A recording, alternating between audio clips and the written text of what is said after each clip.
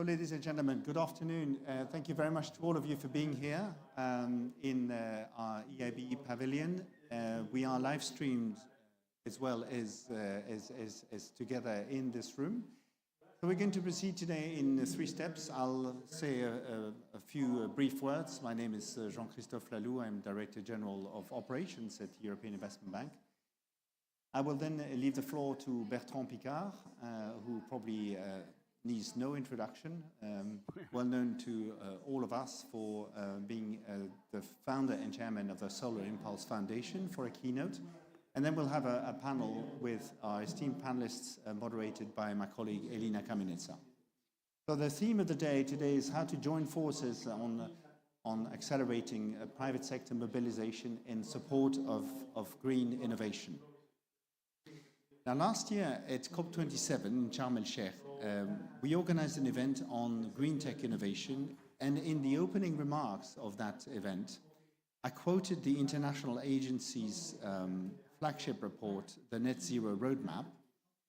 Quote, half of the emission reductions to get us to net zero will come from technologies that are not available in the market yet, end of quote. Now, 1 year thereafter, the International Energy Agency has published an update of this report, and the conclusion is clear. The path to 1.5 degree is narrowing, but clean innovation is keeping it open. Global CO2 emissions from the energy sector reached a new record high of 37 billion tons, so gigatons, in 2022, 1% above their pre-pandemic level, but are set to peak in this decade.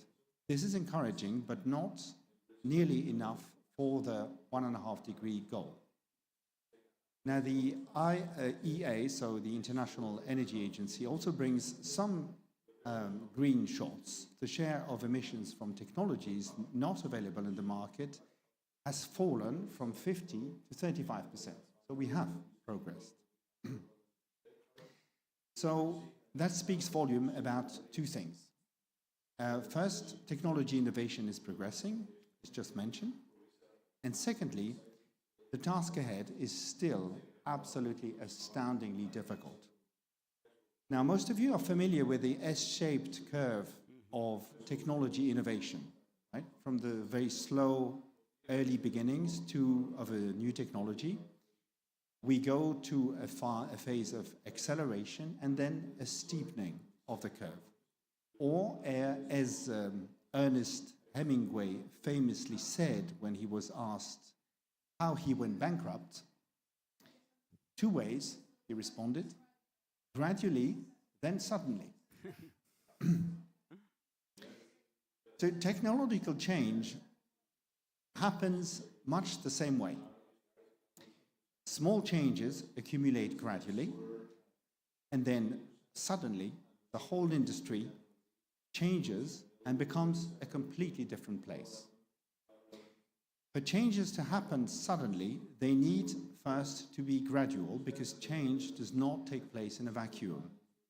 And in particular, technological changes require 2 types of capital: risk capital and patient capital.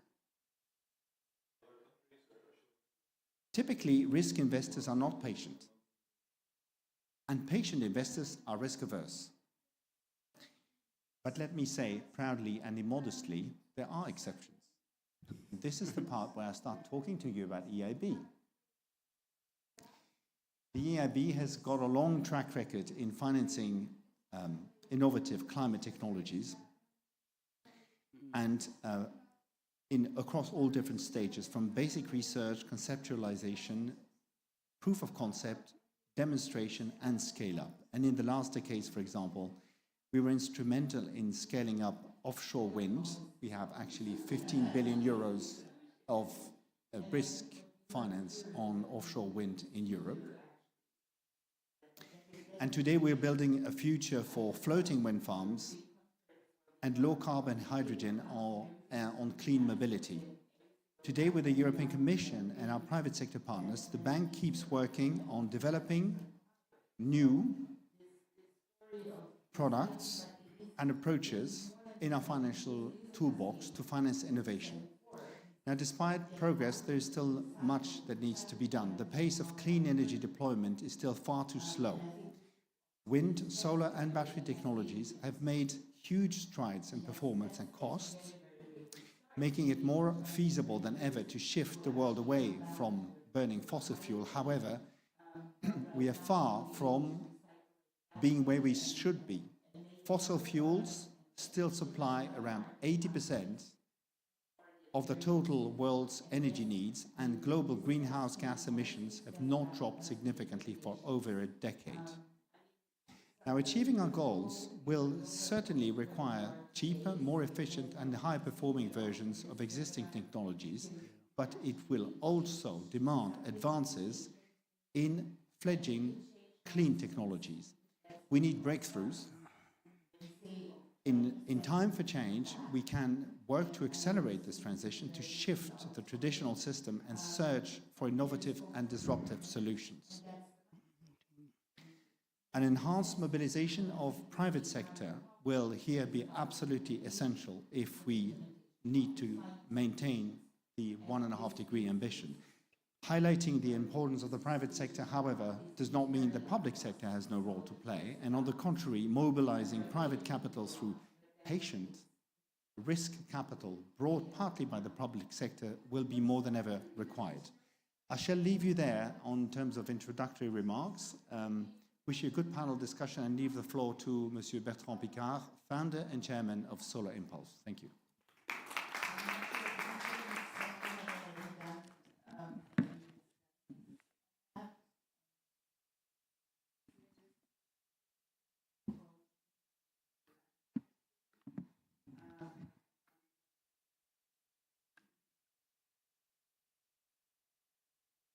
Good afternoon to everyone. Nice to be with you. If I'm showing this picture of Solar Impulse, it's not only because it's over the Zayed Mosque of Abu Dhabi, where we started and ended the flight around the world without fuel, but it's also to remind you that when I initiated this project, all the specialists of aviation and energy told me that it would be impossible to have enough energy with solar to fly day and night in an airplane. And this is the paradigm that we still use today when we speak about energy. It's all a question about producing more. And if we don't have enough, we think we're lost. Why did we go around the world? Why did we succeed? Because we were efficient. We built an airplane that could cope with the energy given by the sun in order to fly day and night with no fuel around the world. And this is what we have to do in our world. We're always trying to produce more instead of consuming better. So when we saw the result of a project like that, that was symbolic, I have to admit, I thought that we had to show what were the other solutions, not just the plane and the technologies in this plane, but all the solutions that we could use to become more efficient in our world, exactly like for the airplane. Of course, it's not 10 solutions, it's a lot more. And I gave the target of 1,000. Of course, a lot of people told me it's impossible. You cannot find solutions that exist today, that are economically profitable today, that protect the environment today. We not only reached 1,000, that was our goal, we reached 1,600, which we have today. In the field of water, energy, mobility, construction, industry, agriculture, circular economy, waste management, all these solutions exist. So when I hear that a huge part of solutions to decarbonize the world don't exist today, I can prove you wrong, because they're all here. The problem is that you don't know them. The problem is that the key decision makers don't know them. The investors don't know them. And it's crazy because, you know, at the end, all the problems we have in our world are a question of the waste that we produce because we are an inefficient world and we are an obsolete world and we have the world of the past. So when we waste food 30% between production and consumption, at least. We waste energy to make the entrance, to cultivate, to harvest, to transport, to distribute. This is not only energy, it's also money. When we have inefficient buildings, inefficient heating, cooling systems, inefficient light bulbs for the people who don't have LED, it's pollution, it's CO2, and it's money wasted. So basically, our world today is not only in a climate urgency, our world today is also in an economic imperative to become more efficient, and we know how to do it because we have the solutions. Why are they not used? And each time I come at the COP, each time I speak to heads of state, to investors, to the industry, to the big institutions, what do they tell me? They say, but you know, it's really difficult. And we have problems with our opposition. And we know it's very expensive, and we don't know how much money we can put in that. And so on. And we see that the narrative of climate action is not a narrative of profitable efficiency, it's a narrative of a huge, expensive problem that needs a lot of sacrifice in our mobility, our economic development, our comfort in order to protect the planet for the next generations. Who would be inspired by such a narrative? Nobody, because it's wrong. It's not for the planet, it's for humankind. The planet is much better without us. It's for humankind, it's for us. It's not for the next generations, it's for our generation, because already today we can be cleaner, more efficient, and more profitable. And it's not a sacrifice. If it is profitable and if we can become more efficient, that means do more with less, which is absolutely not the same than degrowth when you do less with less. So we decided at the Solar Impulse Foundation that in order to speed up the adoption of these solutions, the interest of the investors, and of course the interest of the adopters, we would create a new climate narrative that would be a strategy to overcome resistance to climate action, to make it appealing, to create some buy-in. And here I'm going to speak more as a psychiatrist, as just an explorer. Because what we want to do, and we explain this narrative, you can find it because we publish it especially for the COP28. What we want to do is really to change the words to make them more attractive. So it's not a question of climate action. It's a question of new business opportunities. It's not a question of climate urgency, it's an economic imperative. Instead of having fear to close dirty sectors in the industry, we have to speak of diversification and new business opportunities. It's not a cost if it's profitable, it's an investment. There are so many people who don't understand that sometimes by selling less at a higher price, they make more profit, less waste, and the consumer can have a better quality. So we enter into a qualitative economy. Speaking of decarbonization, who wants to decarbonize? Honestly, who wants to decarbonize if it is detrimental to the economy? If we're asking people to make pledges at the COP, well, since 27 COPs, it did not work to decarbonize. So maybe if we speak of modernization, modernizing our world, this can bring everybody together. Modernizing our world, make it efficient, use our resources in a more profitable way, this is attractive. And what will be decarbonization? Decarbonization will become the consequence of modernization. It's a consequence. It's not an end goal. We still hear a lot about problems. Each time you hear people speak of problems, tell them, why don't you speak about the solutions if they exist? Each time you speak about people saying degrowth, tell about qualitative economy, when they speak about sobriety, making sacrifice, speak about efficiency. And the others I already told you, except the last one. The last one I hear all the time. You know, Europe emits 9% of the CO2 of the world. So you have a lot of climate change deniers in Europe who say, why should we make an effort if the rest of the world is polluting more than us? Well, it's not an effort. It's just a question that we can be more modern if we adopt all the new solutions, if we invest at the right place, and if we manage to introduce on the market all the opportunities that exist. So it's true that we need a little bit more pioneering spirit than to remain seated in our armchair making more of the same, like all the incumbents who would like to keep the status quo. And even if it is better, even if it is more profitable, even if it is more modern, we see that there is a force of inertia that we have to move in order to go ahead. And from what I know of the EIB, you are pioneers.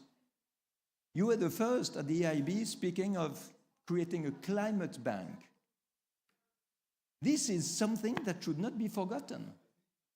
So I just believe that it's the perfect situation to put into place, with a new narrative and all the solutions, an efficiency fund where all together we would have the solutions, we will trigger the investments, and know that we can recover the investment on a very positive return thanks to all the savings that the customers will do thanks to the solutions.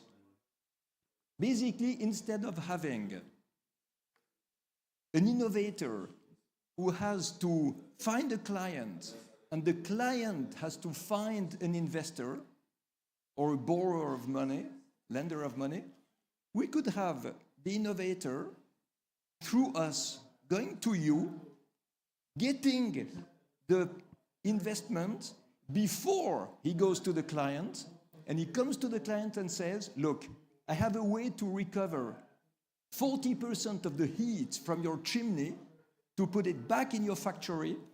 You save X amount of money, and I already have the investor to do it.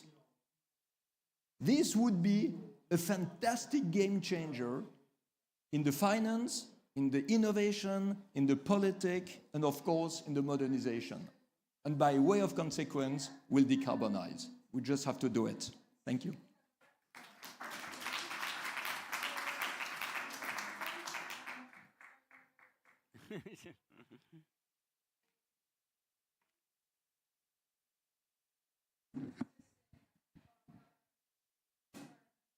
So, good afternoon, everybody, also on my behalf, and thank you, Jean-Christophe and Bertrand, for your opening remarks, and a lot to reflect, insightful thoughts.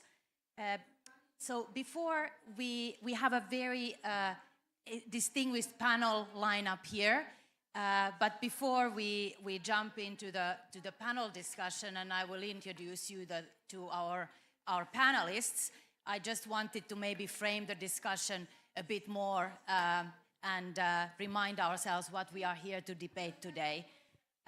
So as Jean-Christophe mentioned, we are facing a dual challenge, and we need to decarbonize, but at the same time we still need to innovate. It was mentioned that still many of the technologies that we need for the decarbonization are to be scaled up and are still at the demonstration phase, while Bertrand also mentioned that we have some of these technologies also already at our disposal, but the step change needs to happen. According to the International Energy Agency, we need trillions globally, actually, to scale up the technologies to reach the net zero. And actually, positive news is that according to Bloomberg, first time actually last year, globally and in the world, we invested more money in net zero technologies than we spend on fossil fuels. But that's only the start. We are at the end of the beginning, maybe.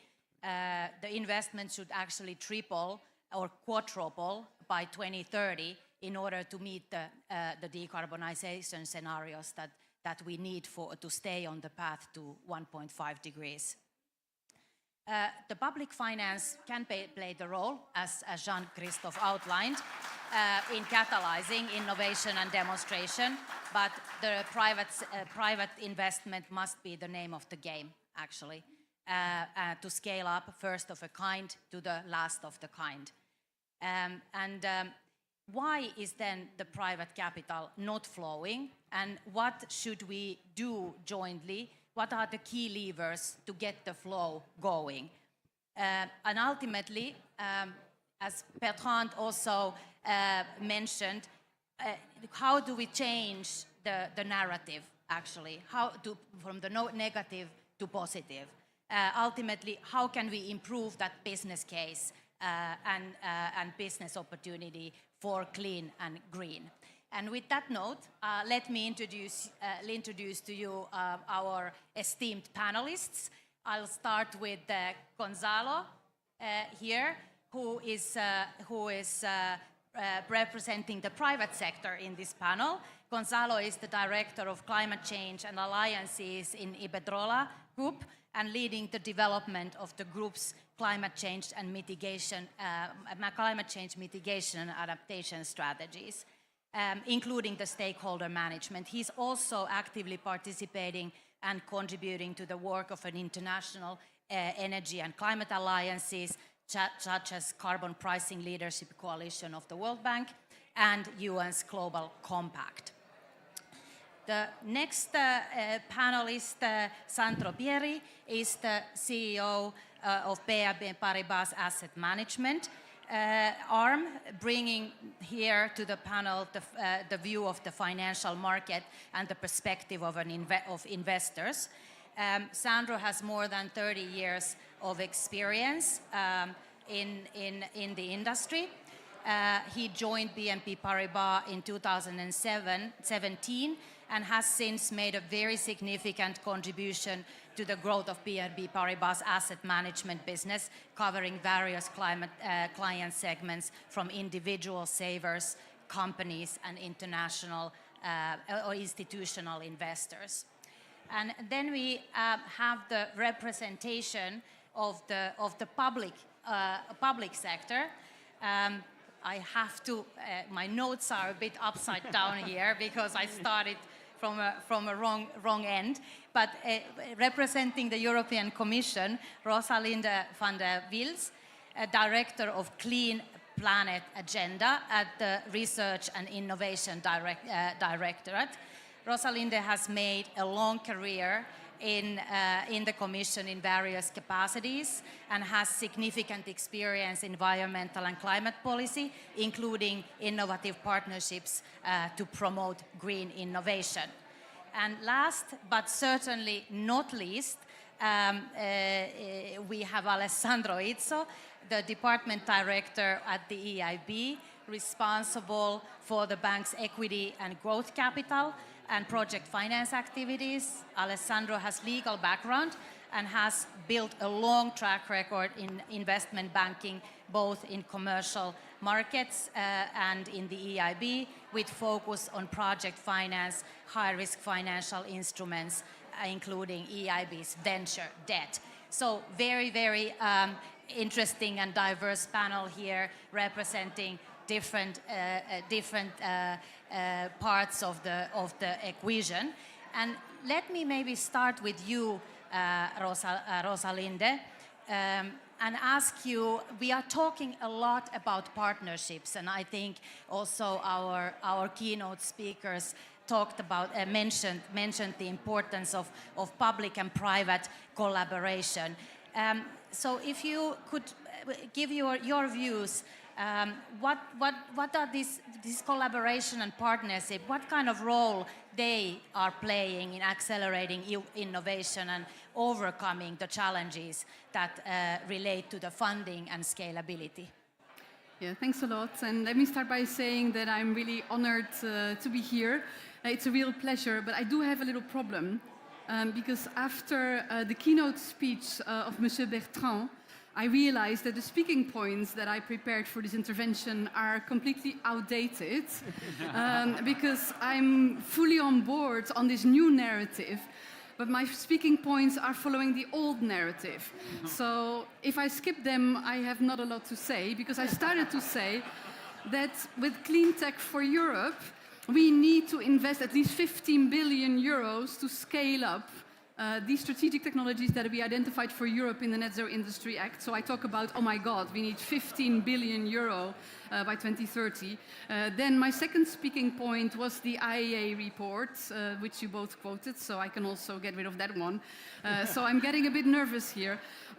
So I will just forget about my speaking points, just to thank Monsieur Picard for this very, inspirational narrative. And I could not agree more that we need to really change, our mindset. And this is not about doom and gloom. This is not about, oh my God, this is so expensive, we will never make it. This is really, we all need to start changing our narrative and see this really into an opportunity. And now, my third speaking point, it's again in the old doom and gloom narrative, because then I would say we need to bridge the so-called valley of death. I mean, can you be more pessimistic? Valley of death. I think now, we should change this into the valley of opportunities here. And what we have been doing, I'm working in the Department for Research and Innovation at the European Commission, and we have been investing billions of European taxpayers into developing innovative solutions. I mean, we started already almost 40 years ago with the first framework program for research and innovation. We are now at the 10th framework program called Horizon Europe. It's the biggest publicly funded program for research and innovation. And here we are really good in partnering, but we feel very comfortable because we are still, within research and innovation. We have developed partnerships with industry where we are investing European taxpayers' money, and industry then leverage what we invest, as a European Commission. We are partnering with member states where we are co-investing, but we are co-investing in pre-competitive research and innovation solutions. So what we need to do is to bring the solutions that we have, and I agree, we have. I mean, Monsieur Picard has identified 1,000 plus.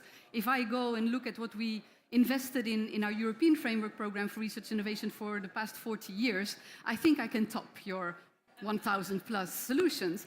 But how come these solutions are not being brought to the market? So we started a few years ago, we started partnering with the Breakthrough Energy people, and we basically decided, and it's quite unique, we have the EU Catalyst partnership. It's with the Breakthrough Energy Catalyst, and there we are pooling together money from 3 different European programs. So Horizon Europe, which is the program for research and innovation, Invest EU, so EIB is also very much on board in this partnership, and also the European Innovation Fund, which is funded from the European Emission Trading Scheme. And we really proudly yesterday announced 2 projects, the first 2 projects that are funded in this partnership. And here we are really combining the grants, the traditional grants, with blended finance and equity. And I do believe that this is really the way forward. So really, to conclude on this, I mean, we have been really comfortable in the research and innovation side to partner with industry, with countries, just to fund research and innovation solutions. I think the next step is that we need to partner also with venture capitalists, with the private sector, to really bridge the valley of opportunity, or climb together the mountain of opportunity instead of the valley of death. And I think it's really a matter of connecting the right people with each other, connecting the dots, and to make sure that we start understanding each other, because I do believe that we speak a different language, and that's why, sometimes, partners are not partnering up, because we simply don't understand each other. So I just want to conclude by thanking Monsieur Picard for the inspiration, and I will definitely bring your new narrative home to the European Commission. Thank you.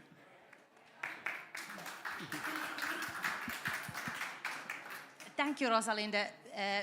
let me pick on what you just said in the end, connecting the dots, you know, partnering up, innovative partnerships, bringing the financiers, investors, public sector, and companies together to build that narrative and business case for green. Maybe if I move to Sandro as a representative of the investors and asset holders, what do you think, what do we need to connect those dots actually? And what is BNP Paribas doing to bring forward this change? And what is the business case lacking for climate in your opinion? So the easy answer is to connect the dots. We just need a pencil, and then that would be half of the job. Look, the reality is that we have been representing the investor community. We speak a lot with asset owners, insurance company, pension funds, and even individual investors, where we're trying to help understand the potential opportunities that they have in this world. Now, and the way we have tried to frame the conversation with them is actually, at the cost of being simplistic, when it comes to technology, there's definitely the new tech, which is mostly probably relevant in the hard-to-abate sector, and there's probably quite a bit of work to be done. I think this goes with launching venture capital fund, investing in small cap, but even encouraging large corporate like Iberdrola to invest in technology, because in R&D. And honestly, I think that's also a very important model to development to connect the dots, because they have the technical expertise, they have I would say the patience to invest, to bear the losses for quite some time and to improve it. So I think it's an ecosystem about, I'd say, clean tech, which I think is important to identify, but it comes with a lot of risk. I mean, the level of risk return for investor is absolutely very different. That's why, for example, the work that the corporates are doing is important, because in a way they act a bit as a de-risking. And the appetite for risky assets is still a bit, wobbling if we talk with our institutional investors, because it's really investing in companies with a high failure rate.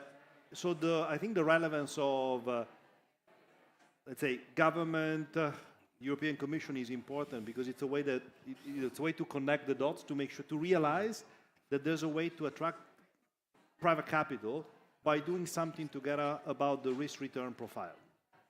Now, but that's one component, or one of the dots. The other component is scaling up and using existing technology, and there's a lot. And I think the purpose here, and I would make the point that to me this is probably the most important component, is in a way support the electrification of the economy and the expansion of renewables, which is a technology that today exists. Now, this is to me probably one of the most important areas where we need to work together, and I think is also important that this is what we need to scale up to support the transition in emerging markets, which is really one of the priorities that we will need to have. What we need here, and what's the appetite for investors is, on one side, the appetite is let's say on infrastructural project in developed economy. What we are hearing and what we are seeing is that the risk-return profile is not attractive enough, while in infrastructure in emerging market is exactly the opposite. I mean, the level of risk is so high that people are a bit scared, and there's a number of elements of risk. I will mention one, just the currency risk. There's not, it doesn't really exist a currency swap in emerging markets, which would add to the risk this project. So that's a second component, and there's an important element, the important comment that I would like to make here is, I mean, the second component is really about the transitioning economy. I think we have been talking too much about ESG, sustainability. Honestly, I think in helping in changing the narrative, even using transition is probably something which I think would be, in my view, quite important, is how we can engage with companies that today are high emitters to encourage them to change their business model and use existing technology. And I think that's, honestly, I think is one of the most important jobs that we do also as investors through our active stewardship. And then there's a third component, which I would call the efficiency of the whole system, which has to do mostly with, our, let's call it circular economy, is how we recycle better, but it's also how we capture emission. So all the use of, let's say, land, forestry, which is important. So this is the way we frame the conversation. The risk-return profile of each investment is different. And I think we are trying to play the three pillars in different ways. We have launched a VC Greentech fund. We actually engage actively with a number of large companies which are public companies on their net zero trajectory, really trying to engage with them and move them into an acceleration of this use. And on the third element, I think we are also doing something which I think is quite innovative. We have just acquired a Danish company, which is a forestry company. So they manage forestry assets. We take assets from investors and we deploy into new forests. And we're now launching our first new forest fund in the next few months, which I think is another way to look at that. So we're trying to play the entire spectrum of optionalities, which is in a way my answer to how we connect the dots. But we also need to, as an ecosystem, speak more. I mean, honestly, the panel I've been involved in the last few days, it's quite interesting because it's probably a great opportunity to understand each other better. And if we don't start from that starting point, I think we're not going to make it.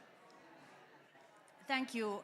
We need to understand each other better, but also manage risks and work through the whole capital spectrum. Those are the things I heard you saying.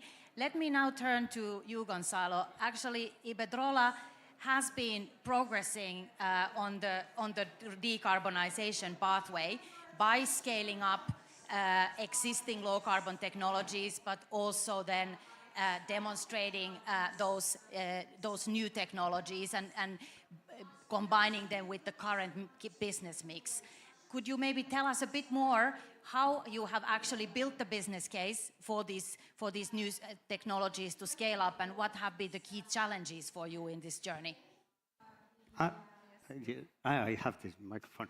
Sorry. So good afternoon, and thank you to the European Investment Bank for inviting us. We are a great fans of the European Investment Bank and also great partners. We are suffering several crises at the same time.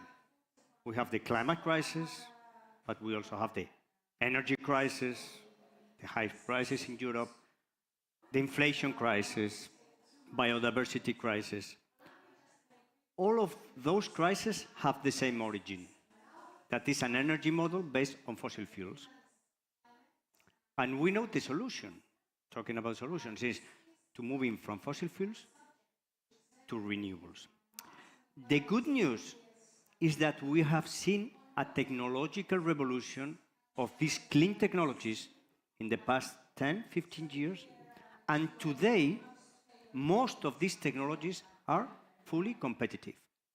Renewables are the cheapest way to produce electricity all around the world. Batteries and heat pumps are going to be fully competitive compared with the fossil options in 2-3 years. And it's true that other technologies such as hydrogen will need some development. But as a result of this technological revolution, changing the energy model to renewables is not only good for climate, but for the citizens, and especially for European citizens. Why? Because in Europe we have a high energy dependency and we have high energy prices.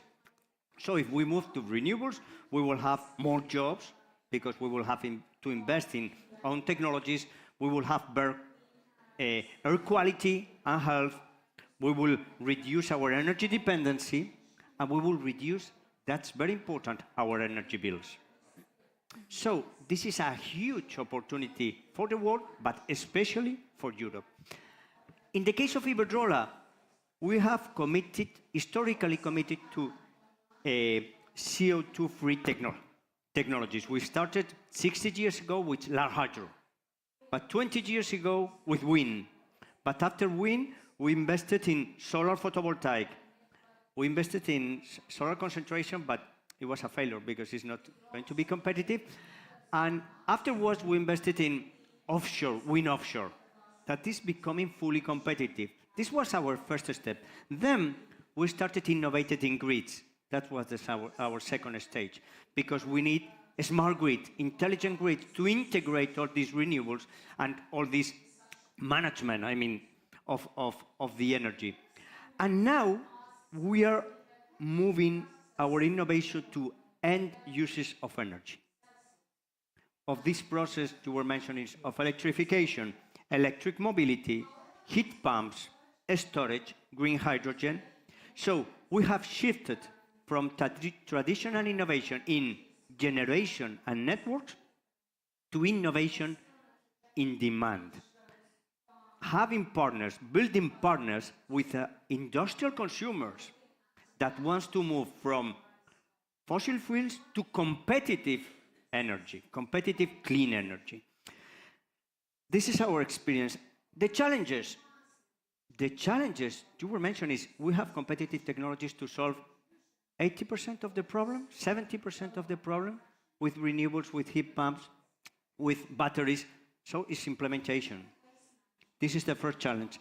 And the second challenge in terms of innovation is to understand that some technologies that are going to be needed, like green hydrogen, today are not competitive. And we need to not only pilot projects that are necessary, but to scale until these technologies are fully competitive. And I have to say one thing regarding green hydrogen, that on our experience, and we have experience in green hydrogen, the reduction of cost of hydrogen is not going to be as easy as in the case of photovoltaic. So this is a challenge for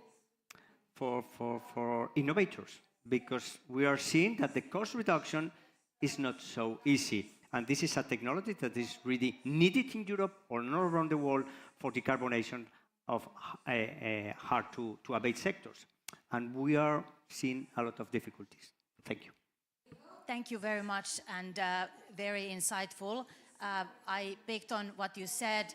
You have taken risks, and you have also failed. But the technologies are there. What the challenge is now is really to scale up. And I moved with that to Alessandro. Jean-Christophe already mentioned that EIB is playing the bridge builder role, building the bridge between public and private, and also the bridge over that valley of death. So it would be interesting to hear from you, what are those technologies that you see emerging, and how the bank actually assesses the scale-up risk and gets involved on various technologies. What are the levers that we can actually use for the scale-up?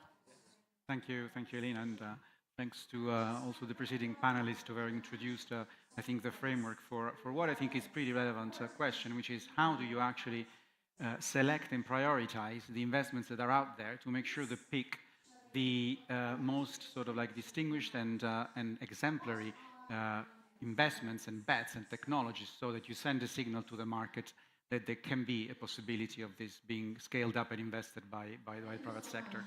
I mean, the EIB, as you know quite well, is a policy bank, policy-driven bank. And where do policies come from? They come from a look and a view on the market, and where the market needs are and the market gaps are. And I would say that two pivotal and transformational moments were in 2019, when we implemented the Climate Bank Roadmap, and when we underwritten the innovation agenda of the Commission. In those two moments, we've basically aligned our main policies to pursuing climate investment on one hand, and on the other side, making sure that the paradigm shift of investing into innovation was not only linked to social development and economic development, but also to climate results. And with these two sort of like paradigms in terms of policy selection, I think where we actually have also scaled up significantly our action is in the risk appetite.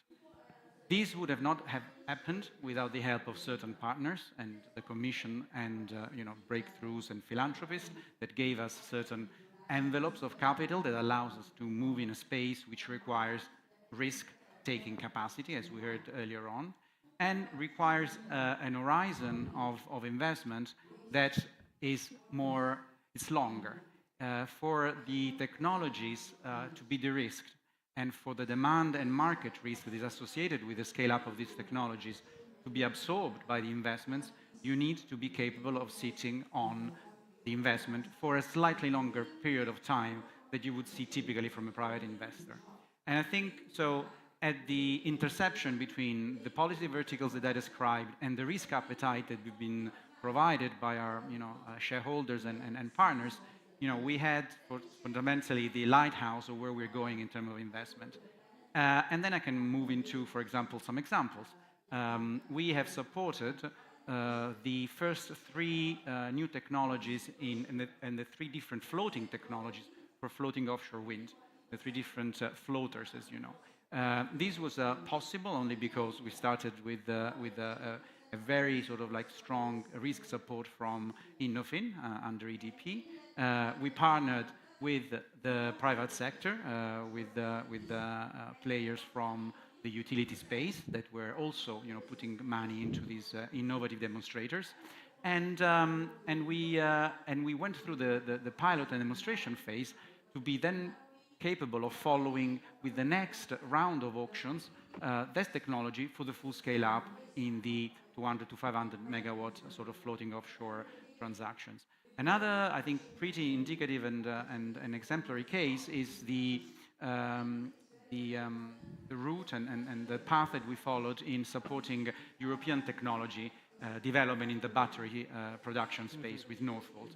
We started with de-risking the technology piloting phase, investing quasi-equity venture debt again with the support of the Commission 7 years ago in the pilot phase. Then when the first pilot plant was completed and the technology proven, we supported the scale-up for the first gigafactory and now hopefully of the second expansion with longer-term patient debt.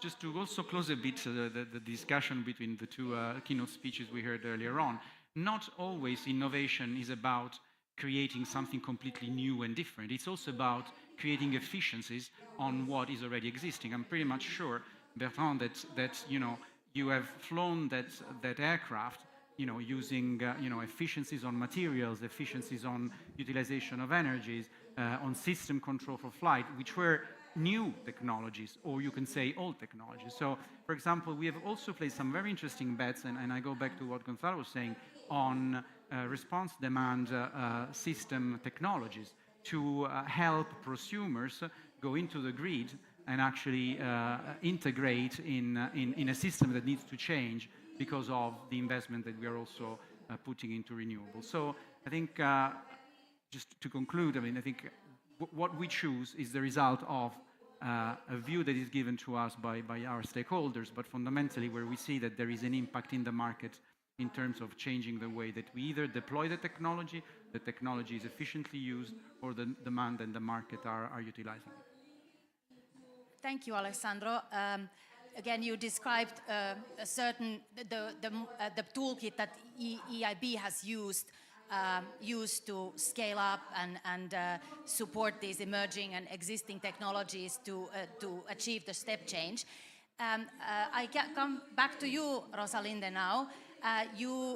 We just discussed the partnerships, the need of connecting the dots. Looking forward, what tools we may still be missing? What, from the public perspective, what kind of initiatives or partnerships we would like to maybe see in the future alongside those that already exists to more efficiently leverage on public funding and ensure that every piece of the puzzle comes together and that we are playing on our comparative advantages for the common good, if you will. Yes, so I mean, I think for public policy makers, I think we need to provide three key building blocks in order to really advance here and connect the dots. I think the first building block is that as a policymaker, we need to provide a longer term strategic vision. And this is what we have been doing as European Commission with our European Green Deal, but also then followed up in the energy field with Repower EU, where we set really a longer-term vision of where we want to go.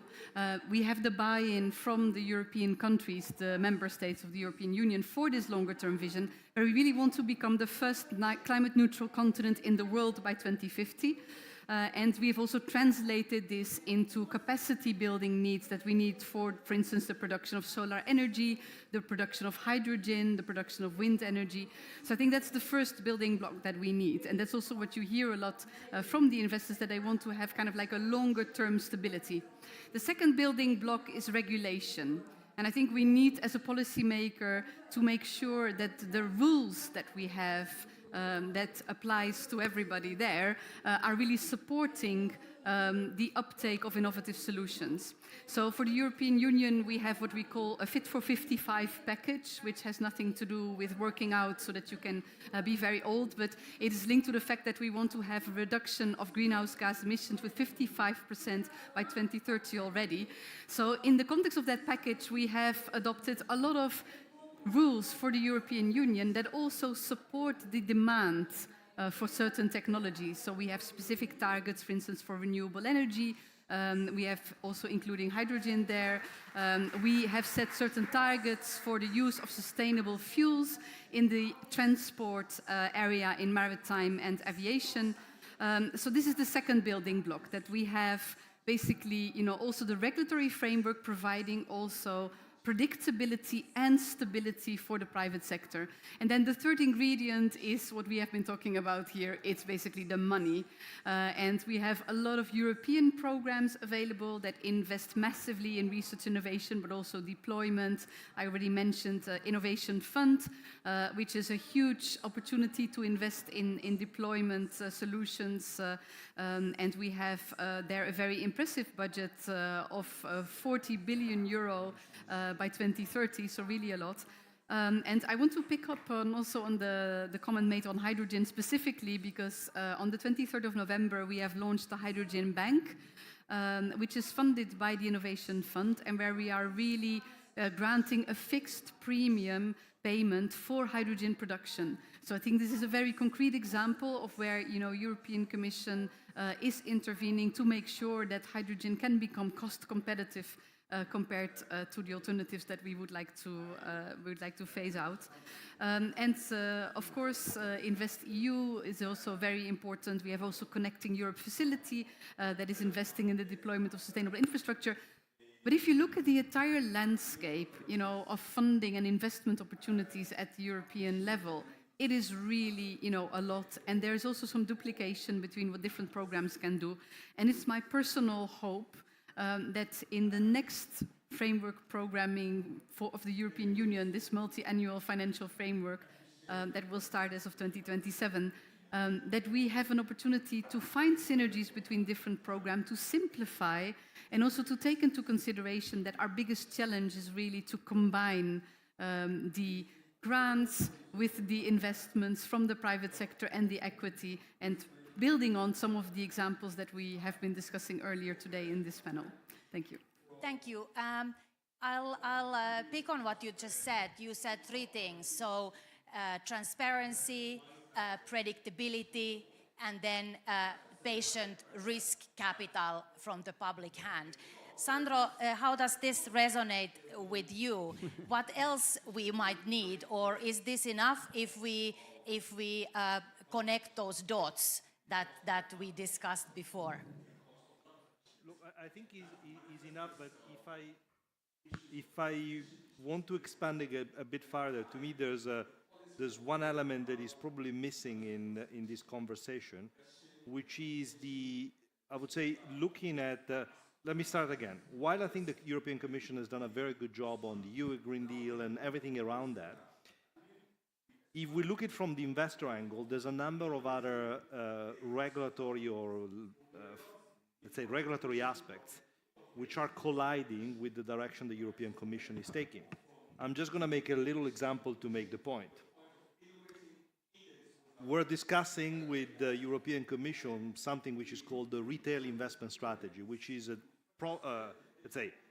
a way to mobilize participation to capital markets of retail investors, which is absolutely something we all were convinced is important, and is important also in the context of mobilizing to support allocation to green capital. Now, the way the proposal is shaped as of today is going into the direction of favoring, without being too technical, passive investment, ETF and the likes. I'm talking about public markets. How this is compatible with the idea of supporting a shift of capital allocation towards green, that to me doesn't work. So if I have to just leave a message here is, how do we make sure that we encourage a much more coordinated approach from regulators in general and European Commissions to make sure that we don't create unintended consequences, something which is not part maybe of the green regulation, but it's on the side, and I think it needs to activate investor money. So that's, to me, is another encouragement of we need to be much more coordinated at every level. And I think that's the hope that I have for the next few quarters. Thank you, Sandro. And then coming back to you, Gonzalo, would you agree with that we need to be more coordinated, that we have actually the tools and the toolkit at our disposal, but we just need to use it more efficiently? Definitely. Apart from what has been said,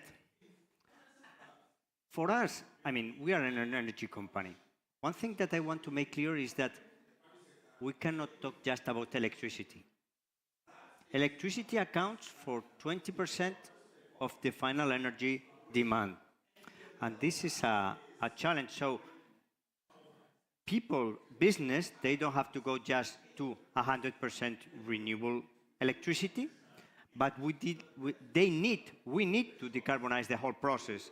And this means transport, to moving from fossil fuel transport to electric cars, or in the industry sector, heat requirements. Today, I don't know, 95% comes from natural gas, and they need to move as well to electricity. So the first thing is we are changing as a company, and we are creating this concept of energy transition as a service. You know, this was an idea of the European Commission of 15 years ago, no? So this implies one thing that we think is really important, that is alliances. Alliances with industries and with final consumers to talk to them, and I have the impression that we have to listen to others more. And especially as energy companies, we have to listen to industry, for instance. For us to accelerate this transition, we need two things: alliances, and I think we are building alliances, but we need to build more alliances. Alliances to be coordinated, but we have to be energy companies, industrial consumers. Industrial consumers have alliance with industrial consumers, but we need to build alliances of consumers or producers, listening to each other and understanding the challenges to move forward. And the second thing are policies. And we need policies that are aligned. And some of the policies are really aligned. For instance, economic policies or subsidies or recovery funds. Fortunately, they are moving into this direction. But in other cases, for instance, the fiscal policies are not so based on the polluter pays principle. We need to give signals to everyone. And today, I think there is room for improvements in some of these policies. Because, I don't know, electricity, if you are buying electricity, for instance, if you are using an electric car, you pay for CO2 because the electricity sector is within the ETS. This is not the same in internal combustion. So I think that in this process of changing the fiscal policies, I think we also have to include these kind of considerations. Thank you. Very, very pertinent points. And now I turn to Alessandro. What are, from EIB's perspective, actually the key lessons learned when we have been indeed catalyzing and demonstrating some of these key technologies? Maybe your take on the completeness of the toolbox. Oh, thanks. It's, the advantage of coming last is that I can actually provide an example that is really resonating to what I've heard and we've discussed earlier on. I can put on the table as a shared sort of lesson the outcome of a process that lasted almost 2 years, and I hope it's going to be concluded, probably publicly announced in a couple of weeks or not longer, for the financing of the first green steel plant in Sweden. This is a project that required a long period of time of gestation and investment from the private sector and the risking, and is reaching financial signing of financial documentation shortly. What is the success? Why is this project, which is transformational? This project is fundamentally bringing 3 new technologies to a scale that has never been seen before in Europe.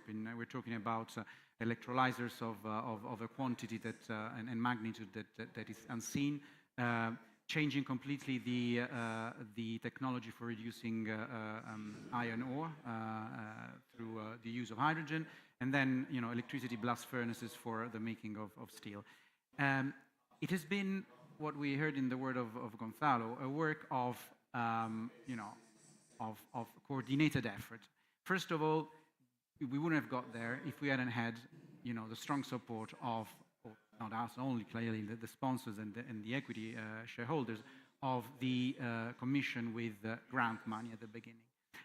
It required a big effort from public debt institution of the hosting country and from, of course, the involvement of the bank with a particular envelope of a risk capacity that allows us to go and look into these technologies and taking this risk for the scaling up, and also this is the composition of innovation and demand risk, because here we're not yet in a situation, Rosalind, unfortunately, where we have a regulated market for the pricing of green steel. We will get there probably. We will get some sort of carbon border tax that will incentivize purchase of green steel.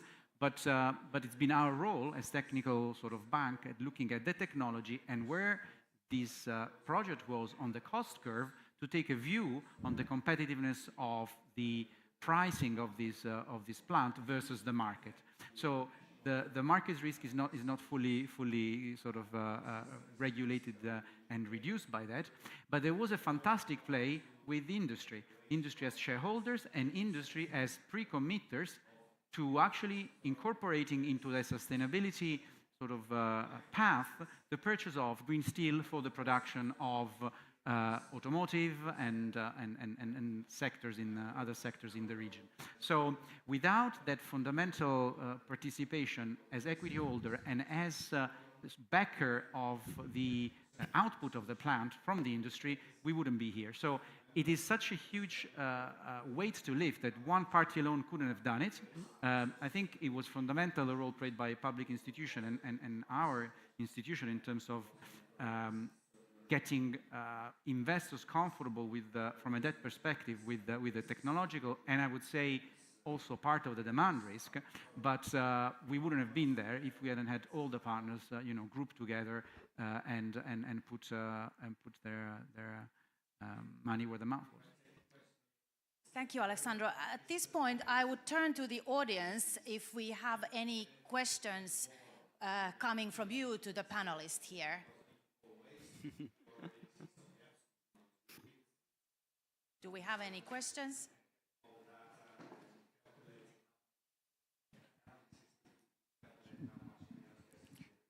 Yeah, I'm Isabelle Delas from LuxFlag, Luxembourg Labeling Finance Agency. So I would like just to understand, because we are continuously speaking about islands and synergies, innovation and everything, but I think it's something which is very important, very crucial, but maybe we should move a bit further, and especially because if you think about few, let's solar panels or electrical car, I think we should really invest much more in other sectors and in biotech, in other things, because otherwise we are still speaking about the same ones. And especially, I don't know if you have any answer, or we will recycle the electrical batteries. At the moment, there is no answers.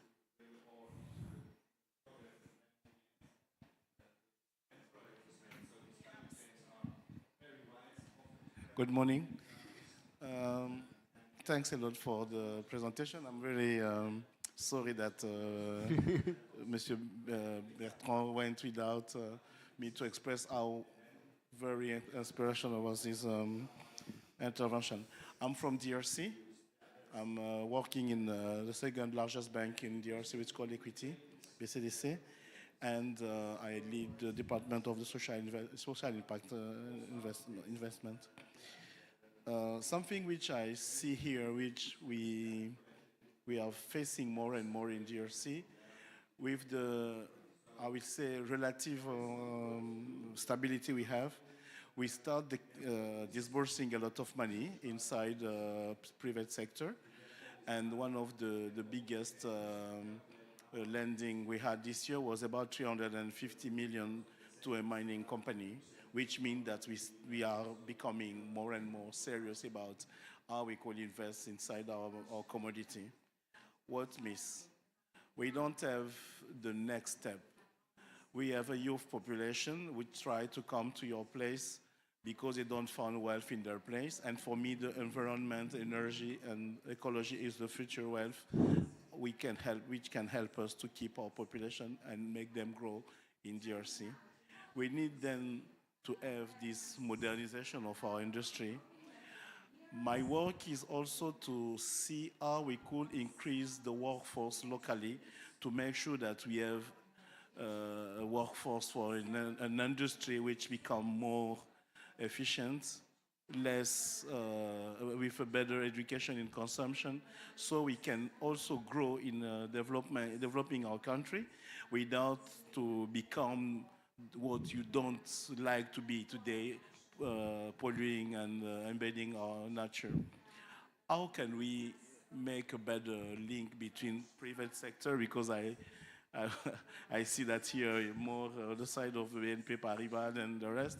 How could we join this effort as an African bank to be not within the public, but to become the real bridge between what the European Union tried to do with grants to increase wealth in the public, in the private sector, to make a balance, and perhaps in the future having a better governance, because our civil society and our private sector become more stronger than the public, which today is a little bit difficult to handle.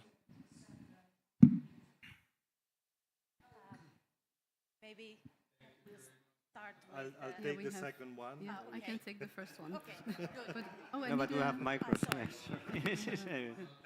I'll keep walking. You start with the first. And Yeah, then I'll take exactly. So no, thank you for your comment, and I think you're absolutely right. We have been focusing a bit in this panel on energy and transport, but of course, when it comes to the European Union investments in research and innovation, we cover all societal challenges ranging from health to biotech. Circularity is in particular an issue that we are mainstreaming across our program. So we have already many projects that look into the recycling of not only batteries, but also, for instance, electrolyzers to produce hydrogen, etc.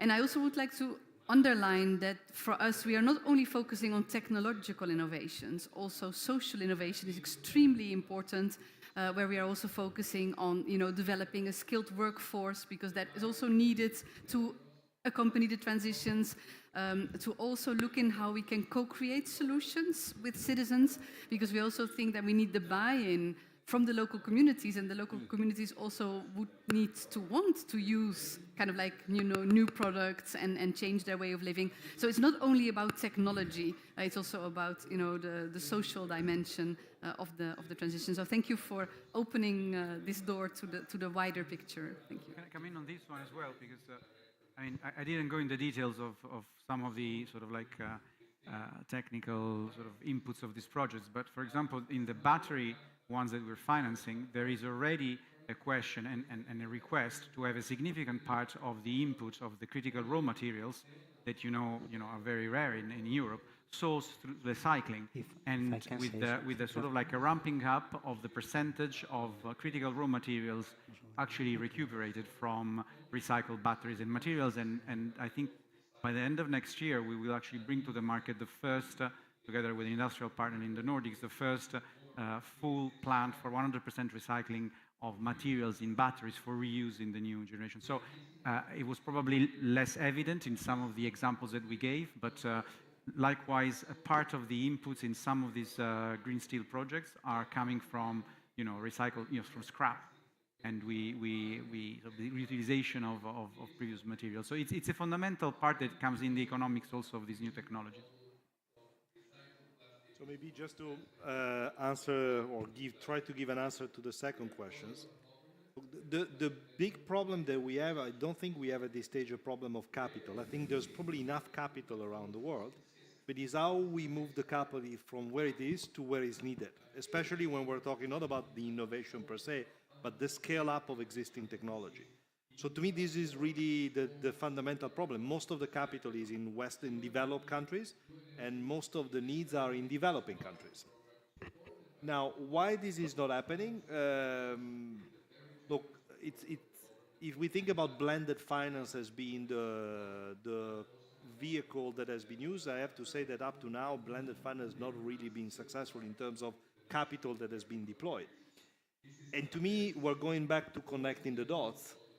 Is in my relatively little experience in a few blended finance projects we have done, there's a bit of a lack of understanding of the different angle. I'll make an example. Most of the MDBs and DFIs that are working on this project, they don't necessarily have the same understanding of riskiness that a commercial bank can have. And then it becomes like almost a discussion with two different languages that will land to nowhere. So the reality is that capital is not flowing because there's a mismatch between what the investors can do and what is needed. And it's not that it's not only a question of risk appetite, but it's a question of regulatory framework, and it's a question also of the way investment policies are defined. They need to become more compatible with the level of riskiness of some of the things that you mentioned too.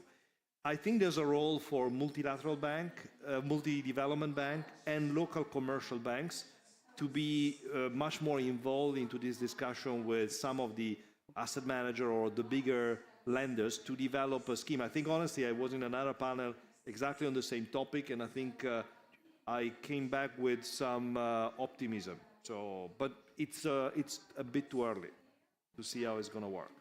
Gonzalo, you wanted to still come in. Yes, I wanted to develop a bit the idea you mentioned regarding moving beyond technological innovation and the importance of social innovation. We are seeing in the energy sector in Europe, one of the main barriers today for accelerating this transition is the lack of public acceptance. And I think this lack of public acceptance, it is translated in the formal process of permitting, and is delaying projects, and and I think we need to work together on this. On two areas. First is to make people understand why we are doing this energy transition.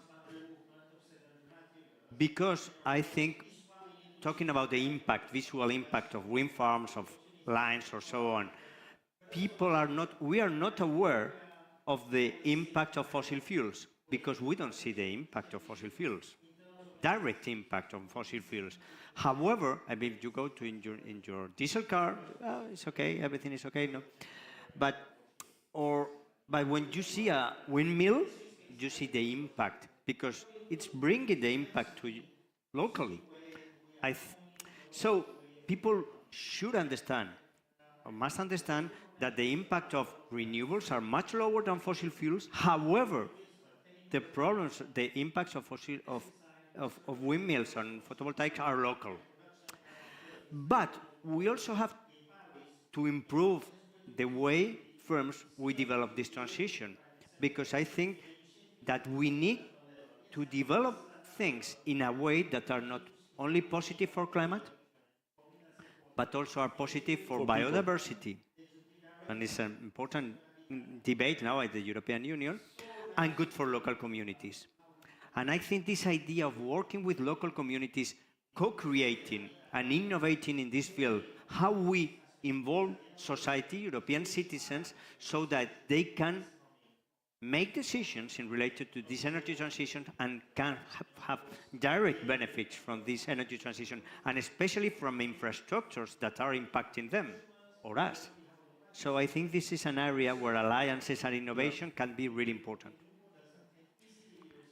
Thank you for all the panelists. Before we go and finish, I would like everybody to maybe in 30 seconds tell the audience what would be the one thing now that you would add to the toolbox for accelerating and accelerating innovation and the scale up of the low carbon technologies. What would be the one thing that you would add? Are you looking at me first? Okay. What I would add to the toolbox probably would be a psychologist. To we had help a psychiatrist before. So. Yeah, a psychiatrist. To help, help all the players listen and understand the needs of the other, because I think that may then facilitate, partnerships, and to support also a mindset change from, bridging the valley of death to together climbing the mountain of optimism. Thank you. And maybe we'll take Sandro next. I would definitely agree with the proposal of bringing not even one, more psychologists to the table. But I would add to that also a reflection on the incentives. Because the reality is that to move people's mindset, incentive normally works. And I think that's probably a bit what is missing from every angle. It's not only a question of tax incentives, but around, I would say, the entire value chain. That would be my addition to the toolkit. Okay. And Gonzalo, your take on... For me, it will be building alliances on social acceptance of this energy transition, so assuring that this transition is good for climate, is good for nature, but is also good for people. Excellent. And finally, Alessandro. I'm going to be less inspirational. I'm a banker, so what I would want is a pot of money capable of taking risk for us to actually look at technologies and de-risk it for the private sector, and then a system that can take a bit of the demand and price risk away to make an investment proposition for the private sector that gives a return. Two elements, and So the key takeaways from this panel, I think there is optimism there. So we agree that a lot of the technologies that we need for low carbon already exist, and we can do better what we have, yet while innovating and scaling up also those new technologies. Also, what Sandro mentioned is that the capital, actually there is capital, but we need maybe those smart incentives and regulation to ensure that this capital is actually flowing and redirected to these low carbon investments, and also from the global north to the global south. And finally, and I think most importantly, I think all the panelists agreed that we need to connect those three dots, that really we need to start speaking the same language, not only build the bridge over the valley of death, but also bridge the public and private, and importantly, engage with the end consumers, because ultimately, in order the business case to be there for green, the green technologies and solutions have to become available, affordable to the end consumers. And I would finish there and thank all the panelists. Very inspirational and interesting conversation. Thank you very much for everybody.